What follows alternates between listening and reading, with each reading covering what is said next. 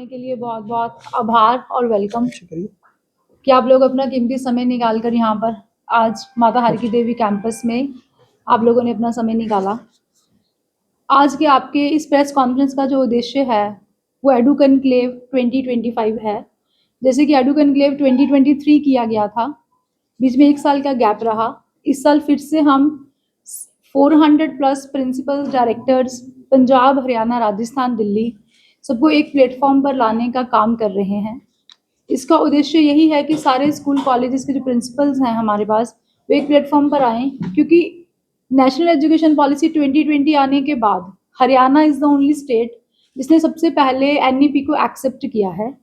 जो जो changes curriculum में आने हैं, क्लासरूम्स में आने हैं, स्कूल्स में आने हैं, कॉम्पिटिटिव बेस्ड स्टडीज़ आनी है, उसके ऊपर एक खुला मंच सारे प्रिंसिपल्स को, डायरेक्टर्स को दिया जाएगा ताकि वो अपनी बात कह सकें। अगर किसी को किसी के टॉपिक के ऊपर कोई आपस में विचार विमर्श करना है तो वो किया जा सके।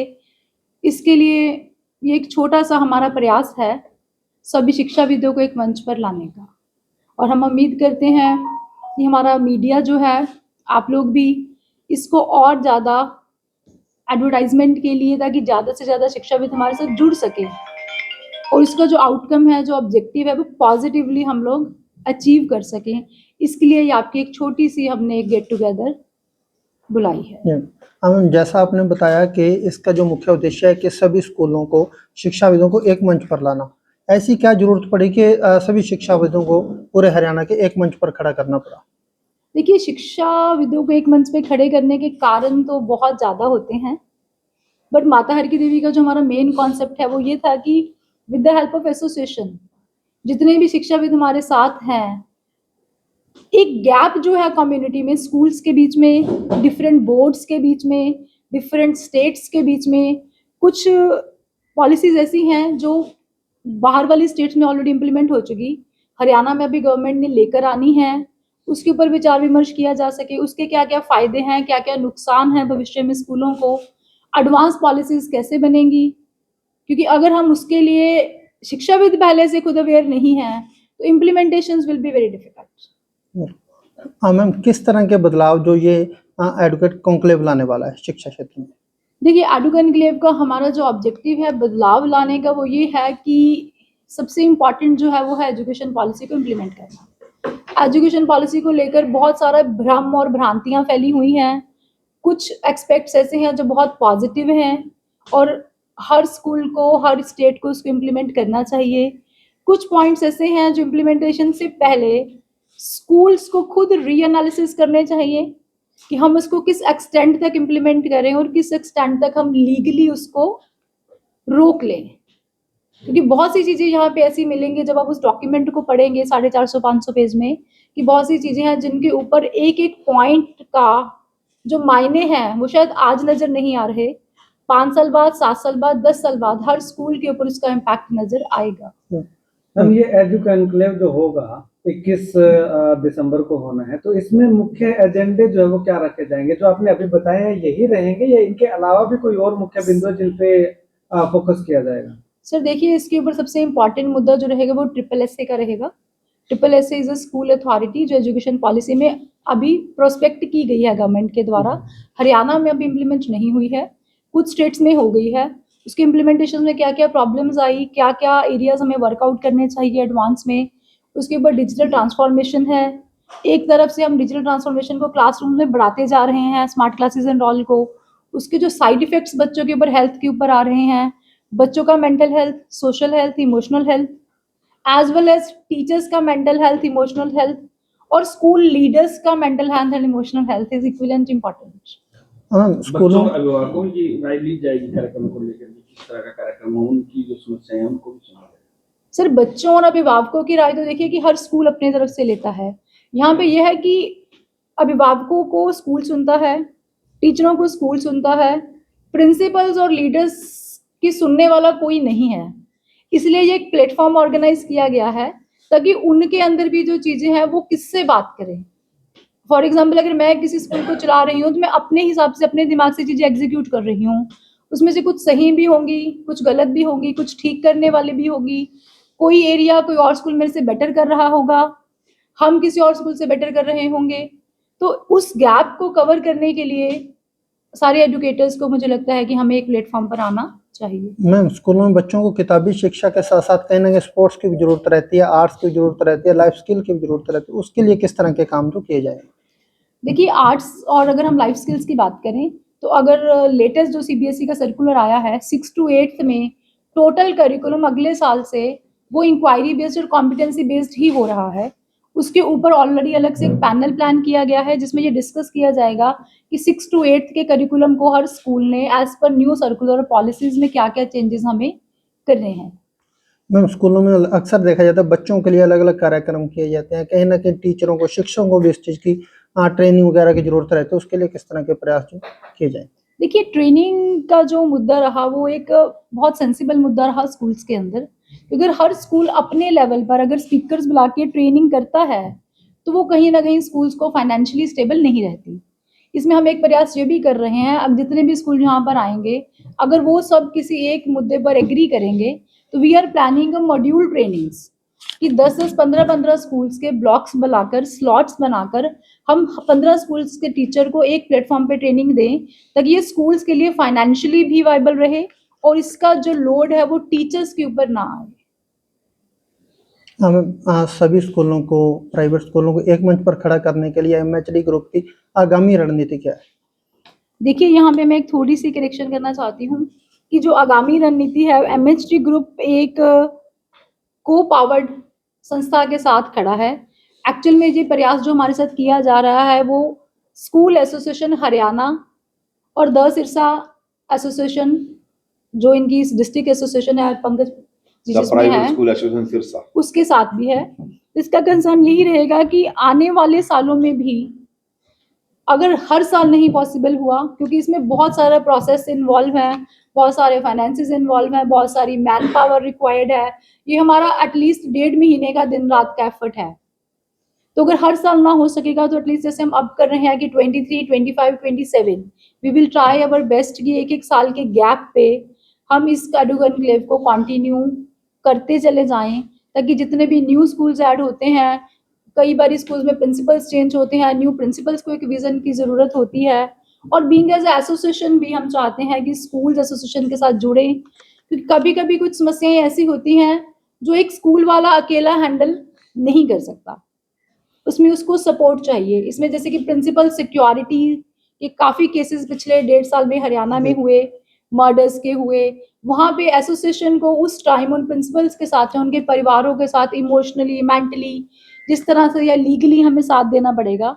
इसमें एक लीगल पैनल भी बनाया जाएगा स्कूल्स की तरफ से जो हर जगह पे जहाँ पर भी प्रिंसिपल्स या स्कूल्स को कोई परेशानी है तो एज अ फैमिली हम उनके साथ एक्सटेंडेड हैंड उनको अपना प्रपोज करेंगे। मैम, 21 को होने वाले इस एजुकेशन कॉन्क्लेव के लिए कॉन्क्लेव से समाज और शिक्षा जगत में क्या फायदा होने वाला है? देखिए इसमें जो समाज और शिक्षा जगत को जो फायदा है वो तो डिपेंड करता है, देखिए कि आप क्या यहाँ से लेकर जाना चाहते हैं। अगर क्लासरूम में भी एक बच्चे को 40 बच्चों को एक टीचर पढ़ा रहा होता है तो हर बच्चे की अपनी गेनिंग होती है। जहाँ पे जो लोग 400 लोग आएंगे अब हर एक की अपनी गेनिंग तो मैं कैलकुलेट नहीं कर पाऊंगी, पर यहाँ पे यह है कि हमारी तरफ से जो चीज़ें प्रोवाइड करवाई जाएंगी उसमें यह है कि जो आजकल हमें लगता है कि बच्चे स्ट्रेस में हैं but when we are heading the chairs तो आप पूछ के देखिए कि टीचर्स उससे ज़्यादा स्ट्रेस में हैं, प्रिंसिपल्स उनसे भी ज़्यादा स्ट्रेस में हैं और स्कूल लीडर्स उससे भी ज़्यादा स्ट्रेस में हैं। तो जब हम टॉप लीडरशिप अगर स्ट्रेस में है तो बॉटम लीडरशिप उसको स्ट्रेस फ्री डिलीवर कैसे करेगी? नहीं कर सकती। तो सबसे पहले हमें टॉप लीडरशिप से लेकर middle leadership, then teaching, then students तक वो एक जो मेंटल हेल्थ प्रॉपरली डिलीवर करानी है। अगर हम उनकी परेशानियों को हल नहीं करेंगे, एक परेशान प्रिंसिपल एक हेल्दी स्कूल कैसे चलाएगा? तो ये एक छोटा सा प्रयास है कि हम उनको सुने, हम उनकी प्रॉब्लम्स पे डिस्कस करें, हम उनको सॉल्यूशंस दें। आगे भी इस तरह के कार्यक्रम जो रखे जाएंगे एमएचडी ग्रुप की तरफ से? देखिए एमएसटी ग्रुप की तरफ से कार्यक्रम रखे जाएंगे और रखे जाते रहे हैं। साल में 2 या 3 इवेंट एमएसटी ग्रुप ऐसे कर देता है जो सोशल कंसर्न्स के साथ सोशल कनेक्टिविटी को इलैबोरेट करता है। एक संस्था होने के नाते ये हमारी सामाजिक जिम्मेदारी भी है कि हम दूसरों को अपने साथ लेकर कैसे चलें, या जो चीज़ हम दूसरों को प्रोवाइड कर सकते हैं उन बैरियर्स को ब्रेक करने के लिए this is very much important कि हम एक नैरो माइंडेडनेस के कॉन्सेप्ट से बाहर आएँ, क्योंकि सिर्फ अपना सोचना शिक्षा देने का दायित्व कॉन्क्लेव के बारे में नहीं क्या है। कुछ कहेंगे? देखिए, मैं तो ये बात कहूँगा कि ये शिक्षक विदों को इकट्ठा करने के लिए एक महासम्मेलन है, जिसमें पूरे हरियाणा से, पंजाब से, उत्तर प्रदेश से, उत्तराखंड से, हिमाचल से, J&K से भी सारे शिक्षाविद इकट्ठे होंगे और एक मंथन होगा। तो हमारा ये बात कहेंगी, ये हमारा एक परिवार है, एक परिवार के माध्यम से सारे स्कूल संचालक इकट्ठे होंगे तो शिक्षा की अलग अलग नीतियों पर यहाँ पर विचार किया जाएगा ताकि बच्चों का सर्वांगीण विकास हम कैसे कर सकें। हाँ सर, जैसे हम पिछले सालों में देखते थे कि एक अध्यापक या गुरु की बड़ी इज्जत हुआ करती थी, लेकिन आजकल समाज में बच्चों में वो चीज़ नहीं रही। क्या बड़ा कारण मानते हैं? उसके लिए मैं तो सबसे बड़ा कारण आपका मोबाइल मानता हूँ। कि पहले क्या होता था, बच्चे प्ले के लिए जाते थे, खेलने के लिए, रास्ते में गुरुजी मिल गए तो वो गली बदल लेते थे। आजकल बच्चे गली में जाते ही नहीं है, मोबाइल पे बैठे हैं, वहीं पर गेम खेल रहे हैं। और इसने जो शिक्षा का जो हमारा काफी नुकसान भी किया है, बच्चों का पढ़ाई की तरफ ध्यान भी कम हुआ है। सर, सबसे बड़ा मुद्दा एक ये चल रहा है, सबसे बड़ी समस्या भी स्कूलों को भी आ रही है और कहीं ना कहीं पेरेंट्स को भी आ रही है। स्कूल वैन जो है जो काफी खस्ता हालत में कई स्कूल लेकर के चलते हैं। पीछे एक्शन भी लिया गया था। आप स्टेट वाइस प्रेसिडेंट हैं, तो इस यूनियन की ओर से उन तमाम स्कूलों पे क्या एक्शन लिया जाएगा जो बच्चों की जिंदगी के साथ खिलवाड़ कर रहे हैं? सर, ऐसा है कि जितने भी लगभग स्कूलों में जो वाहन पॉलिसी है, सिरसा के अंदर तो लगभग सारे डिस्ट्रिक्ट इसको फॉलो कर रहे हैं। और आपको ये पता होता है कि हर जगह 2-4 ऐसे स्कूल संचालक होते हैं जो इस लाइन में आ जाते हैं, लेकिन इसकी यथास्थिति को नहीं समझते भी इसका नुकसान क्या होगा। जैसा कि महेंद्रगढ़ में हुआ, आपको पता ही है, एक स्कूल संचालक की गलती से जिनके कागज कंप्लीट भी थे उनको भी उन यातनाओं से निकलना पड़ा।